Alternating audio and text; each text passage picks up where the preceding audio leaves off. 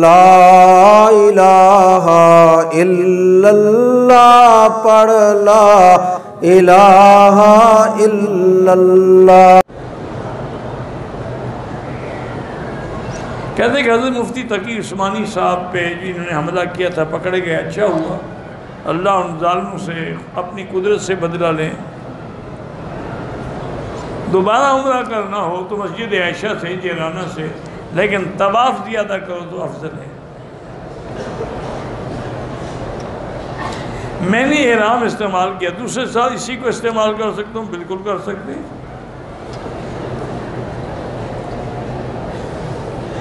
بہرحال حل کرانے سے پہلے ہوٹلوں میں خوشبو والا صابن رکھا ہوتا ہے، اگر پورے سر پہ وہ خوشبو والا صابن لگایا ہے دم پڑ جاتی ہے۔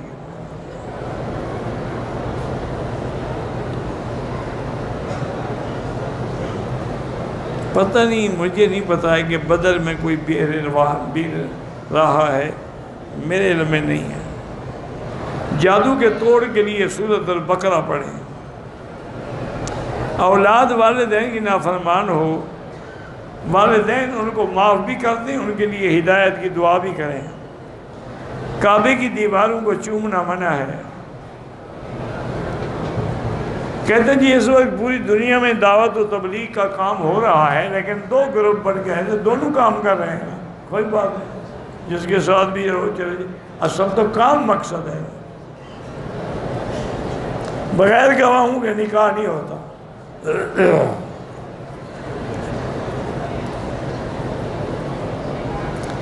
باہر ملک سے عمرہ کرنے آتا ہے، مسجد عائشہ سے احرام باندھ کے عمرہ کرے، عمرہ تو ہو جائے گا، دم پڑ جائے گی، اس کو اپنے ملک سے احرام باندھ کے آنا چاہیے۔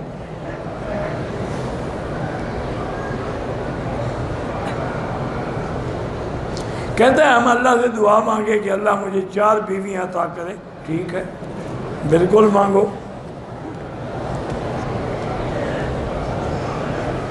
ملتزم حجر اسود سے لے کر دروازے تک۔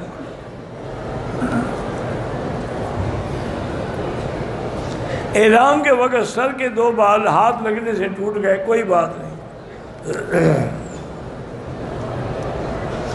کھجور اجوا جو ہے اور زمزم کافروں کو بھی دے سکتے ہیں، دے سکتے ہیں۔ مکے میں سارے کافر زمزم نہیں پیتے تھے، کیا پیتے تھے؟ مدینے کے منافق اور کافر اجوا نہیں کھاتے تھے، اب بھی دے سکتے ہو، لیکن بہتری ہے اس نیت سے دو کہ اللہ اس کی برکت سے اس کو اسلام نصیب کرے۔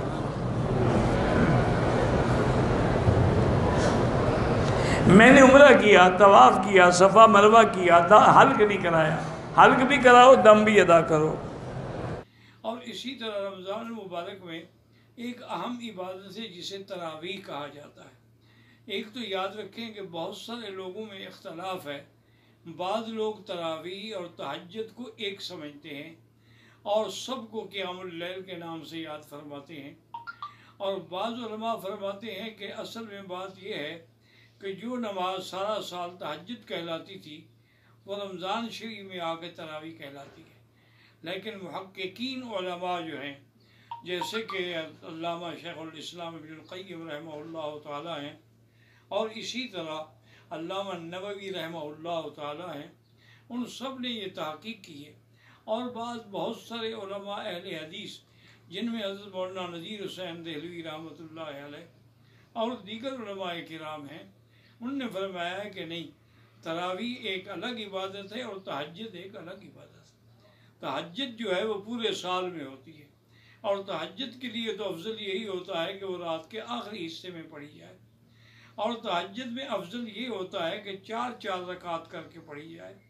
جیسے کہ ایک حدیث مبارک میں بی بی عائشہ فرماتی ہیں، کان یصلی اربعا فلا تسأل عن حسنہن وطولہن، او کما قالت عائشہ رضی اللہ تعالی عنہ، کہ حضور 4 رکعت پڑھتے تھے، لیکن میرا بیٹا آپ کی نماز کا جو طول تھا، طول قرات تھا، اور اس میں جو حسن تھا، اس میں جو حلاوت تھی، اس میں جو ایمانی جذبات تھے، اس کا آپ کیا تصور کر سکتے ہیں؟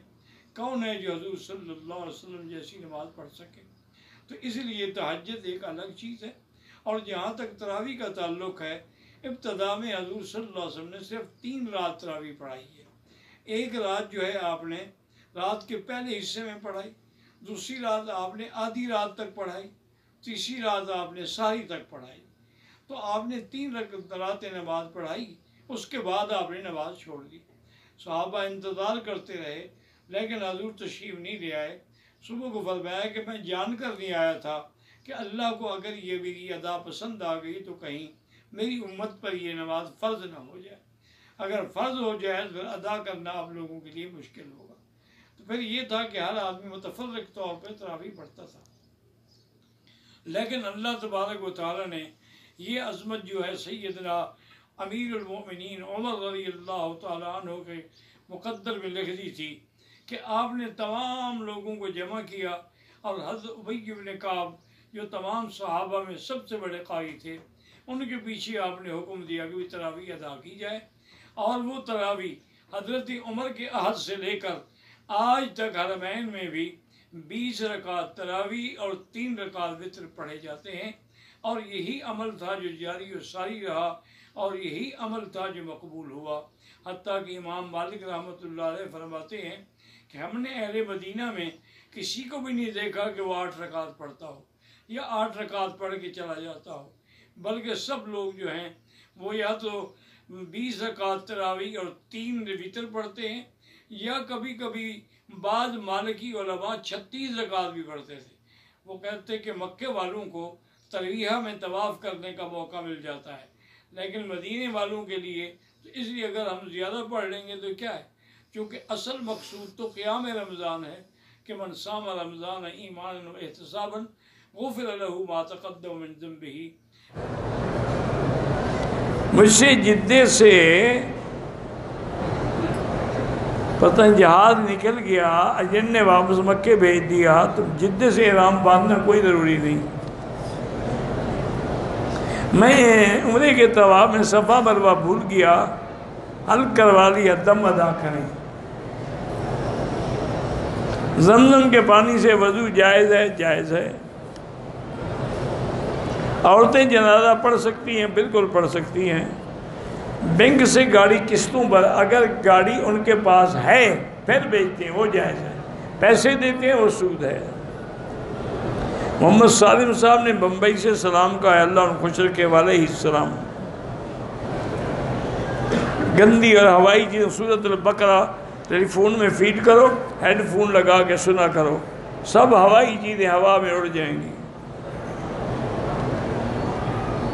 صفا مروہ کے میں نے 7 چکر لگایا لیکن نیت کرنا بھول گیا۔ وہاں کیوں گئے تھے؟